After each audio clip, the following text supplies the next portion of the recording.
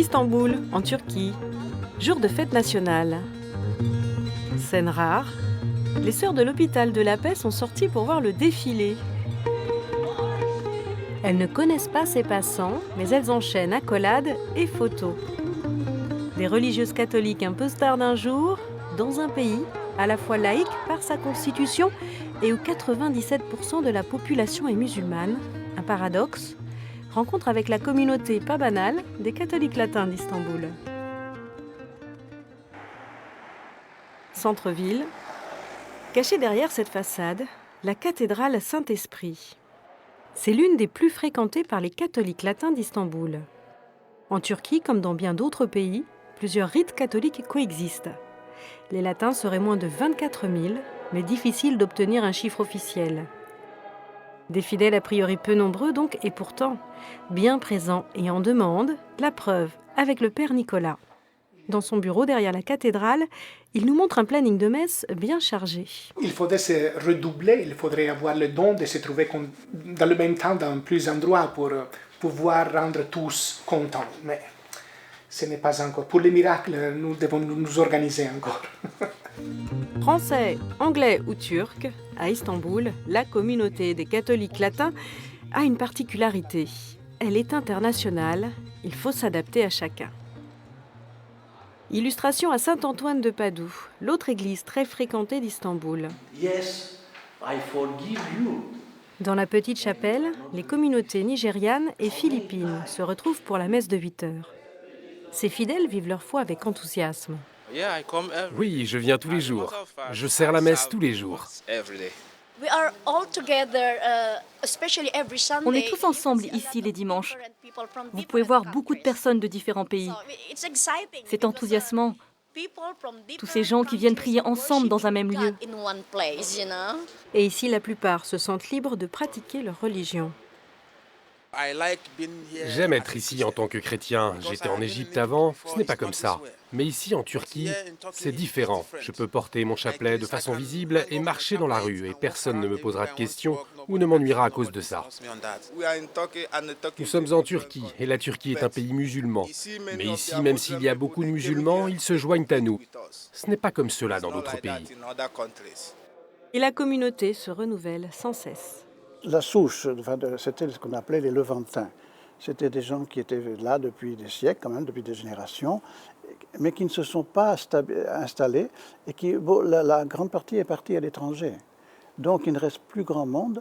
Alors il y a des nouveaux qui viennent, qui sont les réfugiés, elle est composée de migrants pour la grande partie. Donc le visage de la communauté latine change. Dans les congrégations aussi, on est international à Istanbul. Ici, les filles de la Charité, leur ordre, a fondé cet hôpital psychiatrique il y a 150 ans. Aujourd'hui, Sœur Bruna remplace le pharmacien. Particularité de l'établissement, longtemps géré par les sœurs, il a à sa tête, depuis 2 ans, un directeur turc, choisi par les filles de la Charité. Et le personnel, comme les malades, sont pour la plupart turcs et musulmans. En tout cas, tous sont habitués à la présence des sœurs.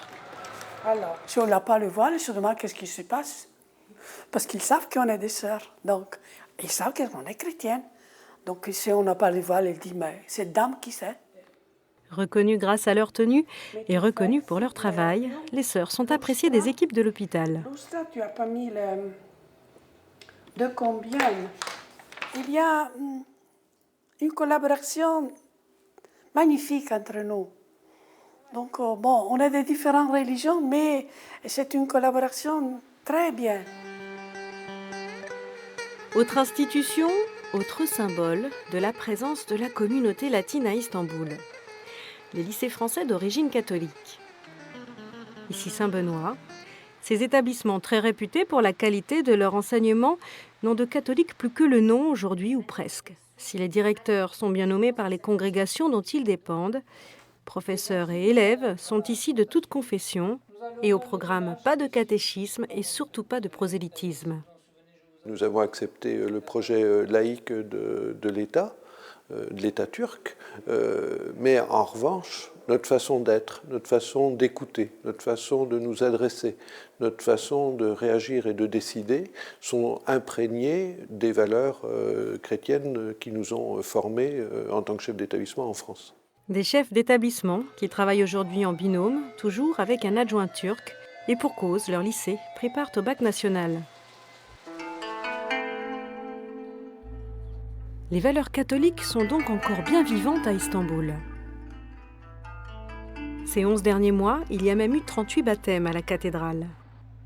Et pourtant, certains fidèles préfèrent rester discrets sur leur foi. Sans être interdit, le rite catholique latin n'est pas reconnu par l'État. Ici, on est sous le régime de la tolérance. Tant qu'on a des relations à peu près comme il faut, eh bien, personne ne nous fait rien, mais on n'a pas de droit. Je donne toujours l'exemple qui est tout bête et tout simple, mais moi je suis l'évêque, je ne peux même pas avoir un compte en banque au nom de mon diocèse. C'est mon nom personnel, le reste n'est pas accepté.